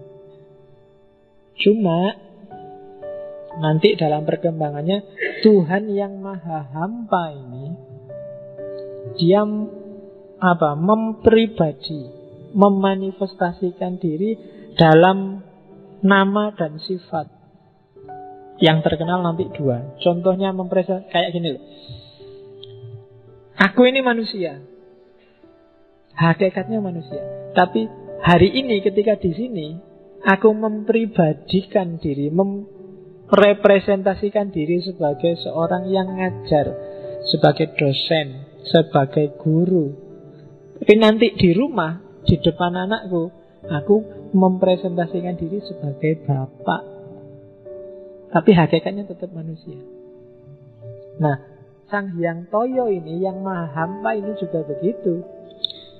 Di hadapan manusia, dia menampilkan dirinya. Karena kalau enggak, dia tidak akan dikenal. Kayak hadisnya Sufi itu loh. Kuntu kanzan mahfiyan fa'ahbabtu an u'rofa fakholaktul holko fabi arofuni. Jadi aku itu khazanah tersembunyi, cuma aku ingin dikenal, maka aku ciptakan makhluk. Dan lewat makhluk itulah kemudian mereka akan kenal aku. Jadi Allah sendiri yang memperkenalkan dirinya. Karena kalau Allah nggak memperkenalkan dirinya, orang nggak akan kenal dia. Kalau di Al-Quran kan dikenal Asma'ul Husna. Asma'ul Husna itu kan ketika Allah memperkenalkan dirinya. Nama kamu sebut terus nama-namanya. Nah, Sang Hyang Toyo ini juga begitu. Cuma yang dikenal dia jadi mempribadi itu kayak tadi ya, memanifestasikan diri. Manifestasinya Sang Hyang Toyo itu namanya Tu atau To. Bandingkan dengan filsafat timurnya Cina yang kenal dengan Tao. Jadi ketika Tuhan mempribadi, itu namanya Tu. Ada Tu yang baik, ada Tu yang tidak baik. Jadi kalau gambarannya biasanya di naskahnya kayak telapak tangan. Ada punggung tangan, ada telapak tangan. Alam ini kan kualitasnya dua. Ada yang baik, ada yang buruk. Yang baik itulah nanti lahir istilah Tuhan. Kebalikannya, kalau ada yang jelek, yang jahat, Tuhannya dibalik jadi hantu. Ya, jadi sifat tidak baik. Hantu itu manifestasi. Ya sekarang kamu hantu kan konotasinya jadi wong mati. Bukan itu. Jadi hantu itu Sang Hyang Manik Moyo itu permata yang hayalan. Tapi ada orang lewat hantu untuk ketemu Tuhan, ada. Karena memang dia juga salah satu manifestasinya Tuhan. Makanya hampir semua simbol mistik Jawa itu kebanyakan pakai istilah tugu, tumbal, tumbak, apalagi cari istilah tumpeng. Itu kan bisa dimaknai sakral semua yang ada tunya. Tunggul, banyak tunya. Oke ya. Nah, ada orang yang bisa langsung ketemu Sang Hyang Toyo. Mungkin karena kepribadiannya kuat, daya jelajah hikmahnya luar biasa. Para sufi misalnya, dia langsung ketemu Sang Hyang Toyo. Cuma ada yang tidak nyampe pikirannya. Dia butuh jembatan. Jembatan sifat-sifatnya tadi, manifestasinya Tuhan. Ya yang level Sang Hyang Manikmaya tadi. Nah, yang langsung ke Tuhan itu nanti kalau di agama namanya monoteis. Langsung ke Tuhan, langsung ke Sang Hyang Toyo. Tapi ada juga yang harus lewat banyak media, namanya politeis. Ini yang bikin saya bilang tadi, kenapa Jawa itu agama kapitayan sangat adaptif. Hindu masuk, ya wis Hindu tidak apa-apa. Islam masuk, ya Islam. Kristen masuk, Islam. Karena bagi mereka Hindu, Islam, Kristen itu simbol yang tadi. Itu hanya salah satu dari banyak manifestasi ketuhanan. Banyak nama-nama ketuhanan, sifat-sifat Tuhan yang memanifestasikan diri. Hakikatnya semua sama, Sang Hyang Toyo. Di Arab dia turun dan dipahami orang sana, dan lahirlah versi Islam. Mungkin juga lahir versi Kristen. Di India dia turun, dipahami orang Arya di sana, lahirlah versi Hindu. Dan di mata mereka macam-macam, itu kan namanya politeis. Macam-macam orang dipahami, tapi hakikatnya satu, Sang Hyang Toyo. Maka kamu mau jadi Hindu, mau jadi Islam, jadi Kristen, monggo. Asal kamu sadar bahwa semua itu hanya label dan nama manifestasi. Bukan salah, tapi itu manifestasi ketuhanan. Tuhannya yang sejati itu Tuhan Toyo, yang hampa, yang awang upung. Jadi jangan berhenti di label, jangan berhenti di sifat. Kamu harus kenal ke zat. Selama kamu masih berhenti di sifat, karakternya masih politeis, masih macam-macam. Makanya kamu kan kadang bingung, Islam itu wakeh sing bener iki Syafi'i, Asy'ari, Hambali, Sunni, Syiah apa sing ndi? Karena kita ada di level sifat, kita belum masuk ke level zat. Dan agama kapitayan sudah menjelaskan jauh sejak awal bahwa tidak apa-apa ada macam-macam. Karena kalau nggak ada macam-macam, kalau hanya suwung, orang susah kenal Tuhan. Maka ada manifestasi, tapi jangan berhenti di manifestasi. Oke. Nah, nanti ada istilah tuah dan tulah. Tuah itu kan tadi ada manifestasi kebaikan, ada manifestasi kejelekan, kejahatan. Karena dunia ada dua dimensi. Mereka yang dapat kekuatan dari manifestasi-manifestasi yang baik, kekuatan ini namanya tuah. Mereka yang dapat kekuatan dari manifestasi-manifestasi yang negatif, kekuatan ini namanya tulah. Dan manusia yang bisa jadi pimpinan, apakah itu raja, apakah itu ulama, dia harus, kalau tidak punya tuah, ya punya tulah. Harus punya kekuatan ketuhanan. Apakah kekuatan itu melalui tuah, melalui jalur kebaikan, ataukah melalui tulah, jalur negatif. Tapi biasanya dari situlah nanti dikenal istilah itu tuwo, termasuk apalagi tuwo itu kan kalau di Jawa orang tua. Orang tua itu tidak semata-mata orang umurnya banyak, tapi orang yang sudah punya tuah. Jadi punya tuah itu dia punya daya, punya kekuatan dari Sang Hyang Toyo tadi, dari jalur kebaikan. Makanya kadang-kadang kalau masih muda pun kalau kualitasnya luar biasa, dia dianggap golek ke wong tua. Kadang-kadang golek ke wong tua itu bukan kok sing tua yang sudah umurnya banyak, tapi tua yang sudah mateng spiritualitasnya. Jadi jangan salah kalau ada tetanggamu misalnya di kos-kosan nyari golek ke wong tua le, itu jangan kok carikan orang yang wis tua, tunuk-tunuk ndak bisa jalan. Maksudnya bukan itu, cariin orang pinter. Dan orang, kalau orang Jawa ngomong orang pinter itu bukan orang yang IP-nya 4. Jadi ya, jadi nanti ono bapak kosmu bilang, "Le, aku golek ke wong pinter le." Oh, tenang aja, Pak. Tak profesorku nanti tak ajak ke sini. Profesor belum ada apa-apanya bagi orang Jawa. Pinter itu orang yang punya tuah atau paling enggak tulah. Jadi punya daya ketuhanan. Apakah dari manifestasi positif atau manifestasi negatif. Terakhir, tak jelasin cepet-cepetan. Ada 4 golongan manusia di agama Kapitayan. Yang pertama, manusia yang tutuk. Tutuk ini ringkesnya para wali, para mistikus, orang-orang yang bisa langsung nyampe ketemu Tuhan sendiri dengan kekuatannya sendiri. Di pikirannya sudah nggak ada dunia. Satu-satunya yang ada dalam hidup mereka hanya Sang Hyang Toyo. Itu namanya manusia yang sudah tutuk. Tutuk itu kan artinya nyampe sempurna. Ada manusia level 2, manusia tuhu. Manusia tuhu ini kayak manusia tutuk, tapi tidak setinggi tutuk.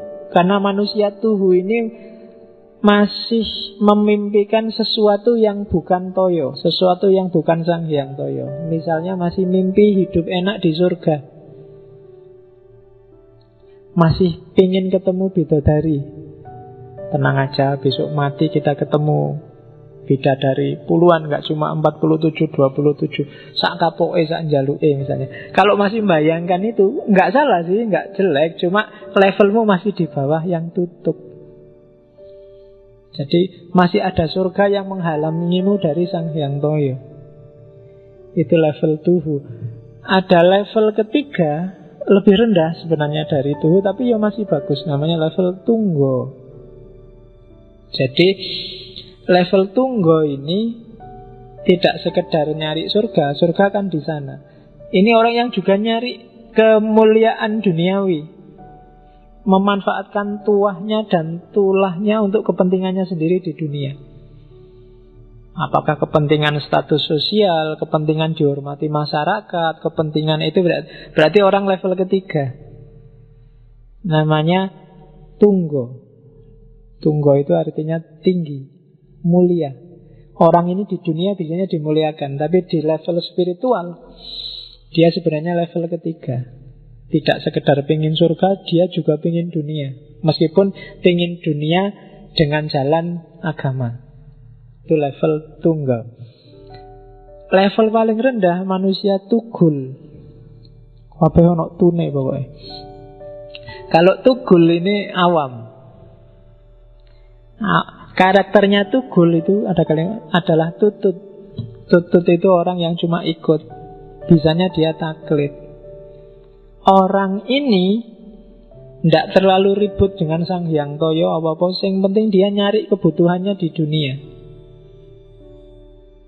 Jadi orang ini nggak bisa kalau menyembah Tuhan, dia butuh perantara. Akalnya nggak nyampe. Jadi dia butuh tu yang lain. Biasanya tunya untuk menggambarkan materi di naskahnya disebut waktu. Dia butuh waktu.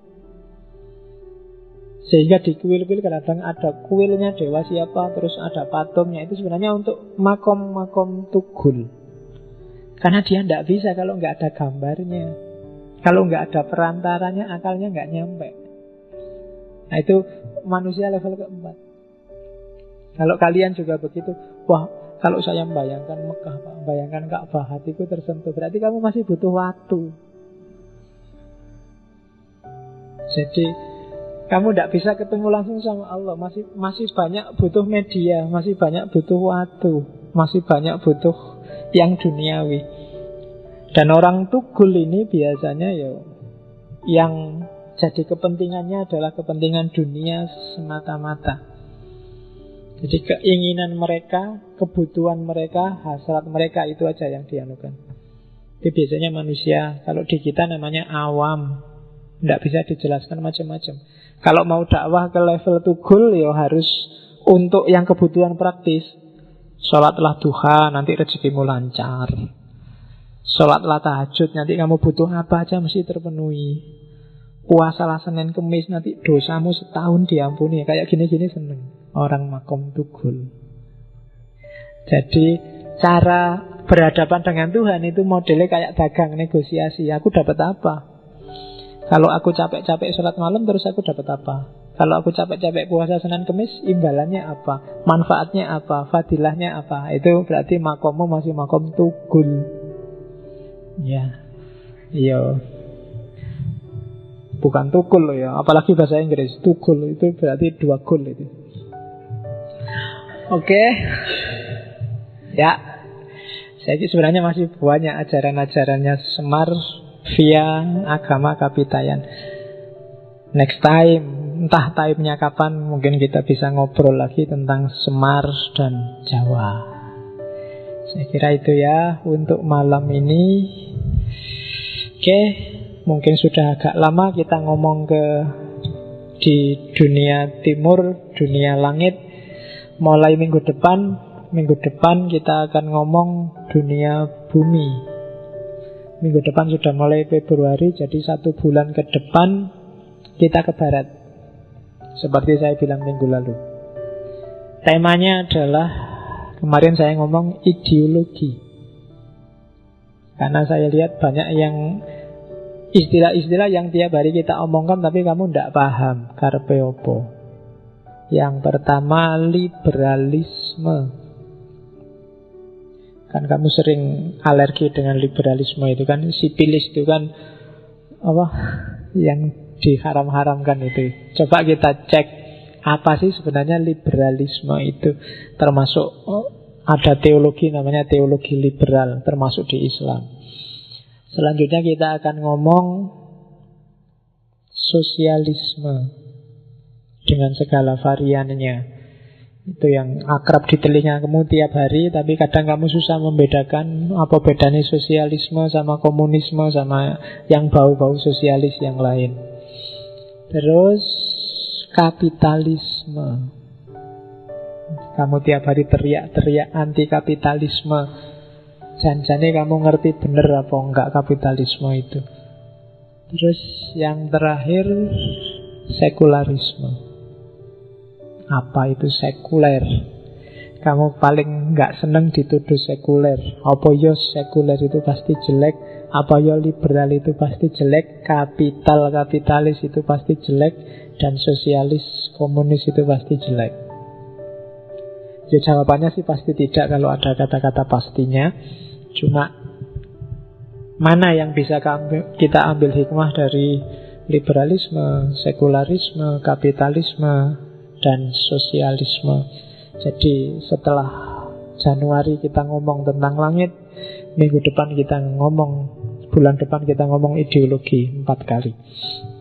Setelah itu apa ya enggak tahu. Pokoknya kita jalan aja sak nyampe-nyampenya, menikmati dunia hikmah. Oke, saya akhiri sekian. Kurang lebihnya mohon maaf. Wal afu minkum. Wallahul muwaffiq. Wallahu a'lam bissawab. Wassalamualaikum warahmatullahi wabarakatuh.